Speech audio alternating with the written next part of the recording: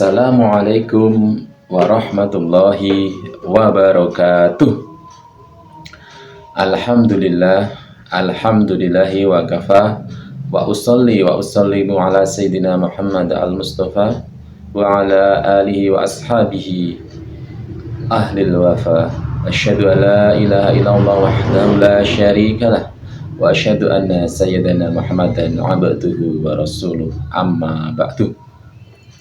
Pemirsa yang dirahmati Allah, puji syukur senantiasa kita panjatkan kehadirat Allah Subhanahu wa Ta'ala yang telah memberikan kita nikmat iman, nikmat Islam, nikmat sehat, sehingga pada hari ini, pada bulan ini kita masih diberi kesempatan untuk dipertemukan kembali dengan bulan Ramadan, bulan yang penuh berkah, bulan yang penuh dengan ampunan.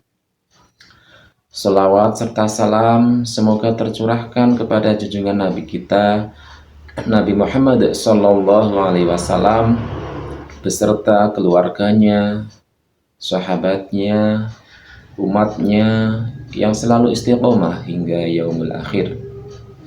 Pemirsa rahimakumullah, kita saat ini hidup di era modern, era yang semuanya serba digital, era yang semuanya serba smartphone, yang semuanya serba media sosial.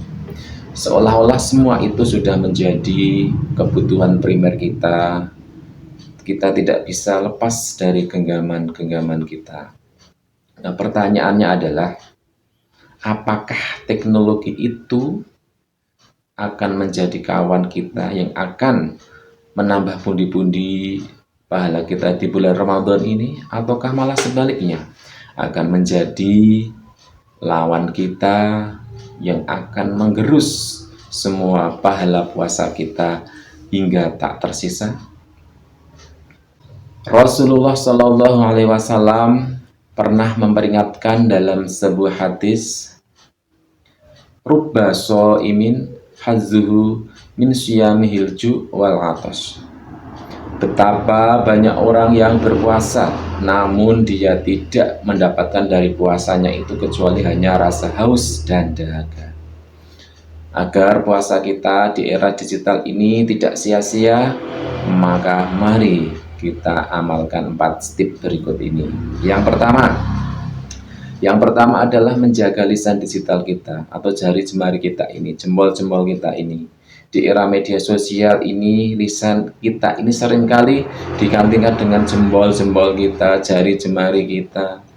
Dengan apa? Dengan ghibah atau menggunjing, dengan namimah, mengadu domba, fitnah atau berkata kasar.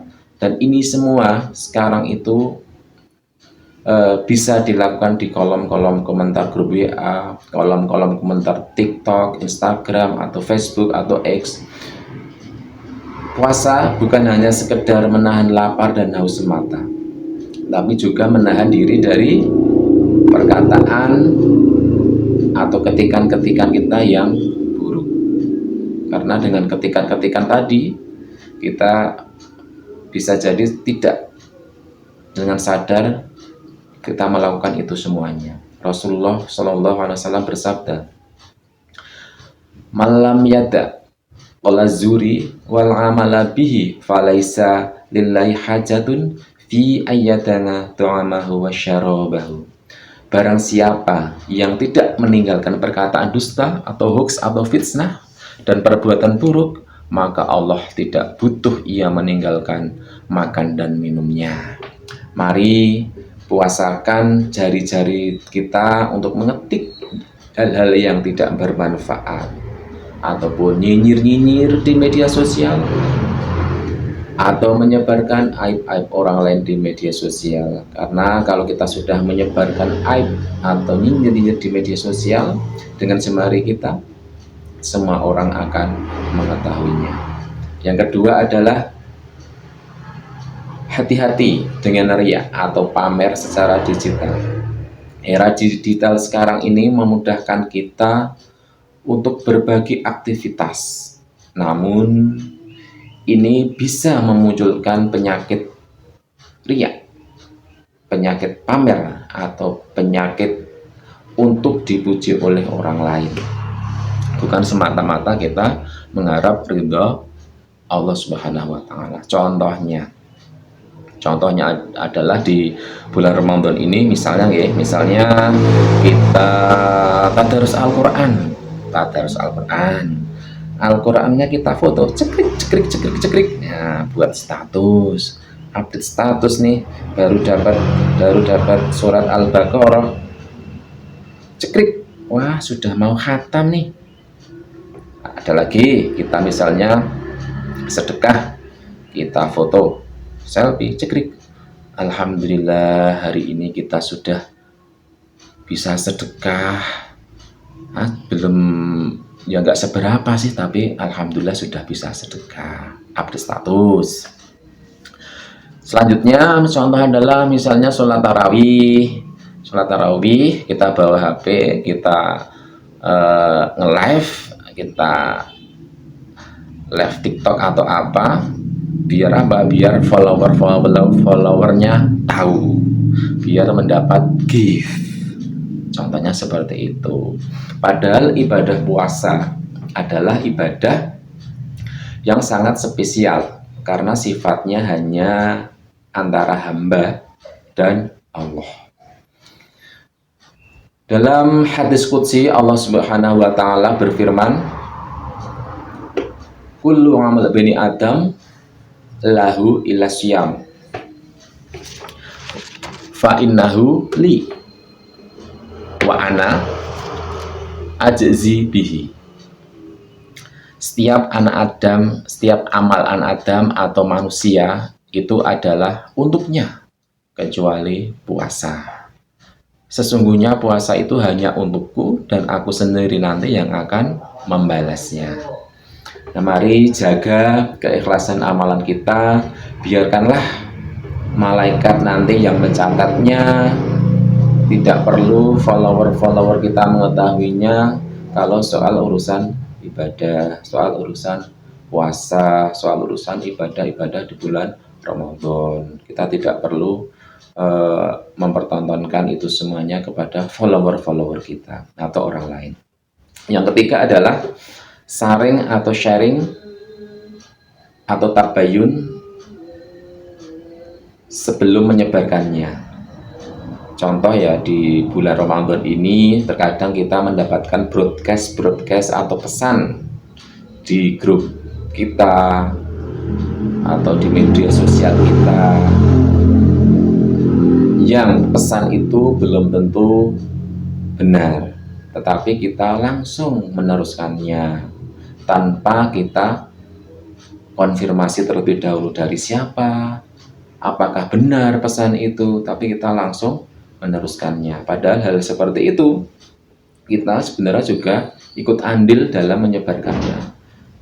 Kita juga andil dalam, kalau misalnya baik ya kita mendapat pahala, kalau misalnya pesannya itu nggak benar, kita juga andil dalam dosa. Begitu. Nah, sebagai muslim yang cerdas di era digital sekarang ini, kita wajib mengedepankan tabayun atau klarifikasi. Allah Subhanahu wa taala berfirman dalam surat Al-Hujurat ayat 6, Bismillahirrahmanirrahim. Ya ayyuhalladzina amanu in ja'akum fasikum binaba'in fatabayyanu. Hai orang-orang yang beriman, jika datang kepadamu orang fasik membawa suatu berita, maka periksalah dengan teliti agar kamu tidak menimpakan suatu musibah kepada suatu kaum tanpa mengetahui keadaannya. Menyebar hoax di bulan Ramadan ini jelas akan melunturkan pahala-pahala puasa kita, pahala-pahala ibadah kita. Jika tidak yakin benar, maka lebih baik kita tahan diri dulu untuk membagikannya. Kita tahan dulu untuk mengetahuinya, apakah pesan itu benar atau tidak. Kita tahan dulu itu sebelum membagikannya. Kita konfirmasi terlebih dahulu kepada orang yang membagikannya, ditanya benar atau enggak. Jangan langsung sampai mana-mana nanti. Kalau kita tidak teliti, pesan itu nanti akan kemana-mana. Pesannya sudah viral, baru kita sadar, oh ternyata pesannya tidak benar. Mau di take down, sudah terlanjur kemana-mana. Tuh. Selanjutnya yang keempat adalah ubah screen time menjadi Quran time. Apa itu? Gadget itu netral, smartphone itu netral, tergantung siapa yang menggunakannya. Jika kita menggunakannya dengan baik, memanfaatkannya dengan baik, maka itu semua akan menjadi ladang pahala kita. Sebaliknya, jika smartphone atau gadget kita itu kita gunakan yang nggak baik, sebaliknya itu akan menjadi ladang dosa bagi kita.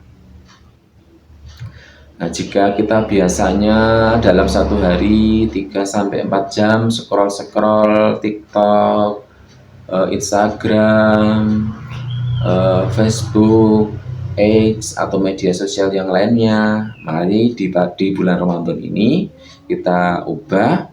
Misalnya kemarin hanya scroll hal-hal yang kurang bermanfaat, bulan Ramadan ini kita gunakan untuk misalnya unduh aplikasi Al-Quran, kita targetkan, kita baca, kita khatamkan dalam satu bulan misalnya, kita dengarkan murotal, misalnya di perjalanan atau dalam ibu-ibu misalnya untuk mempersiapkan buka puasa, kita sambil mendengarkan murotal atau sholawatan, malah dangdutan, enggak juga, jangan dangdutan dikurangi dangdutan.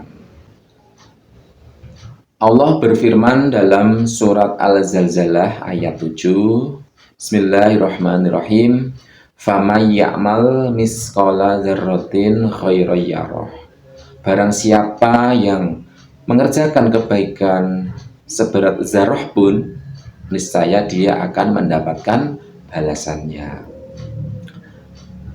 Bahkan kita hanya sekedar meng-share video-video kajian-kajian atau klip-klip pengajian atau sholawatan atau khot-khot islami, insya Allah itu semuanya nanti akan menjadi pahala kita jika orang lain mengamalkannya.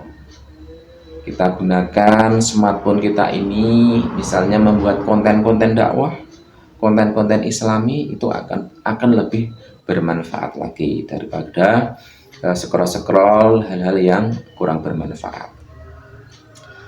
Sebagai kesimpulan, mari kita jadikan era digital ini, gadget kita ini, smartphone kita ini, media sosial ini yang kita miliki sebagai kendaraan untuk mempercepat kita menuju surga, bukan sebaliknya menjadi beban kita untuk menarik kita ke dalam neraka. Kendalikanlah teknologi, jangan sampai kita dikendalikan oleh teknologi. Apabila di bulan Ramadan ini, apalagi di bulan Ramadan ini adalah bulan setiap waktu, setiap saat itu sangat berharga. Kita ibadah dilipat gandakan. Begitu ya. Demikian sedikit yang dapat kami sampaikan, kurang lebihnya mohon maaf. Wallahu muwaffiq ila aqwamit thoriq. Assalamualaikum warahmatullahi wabarakatuh.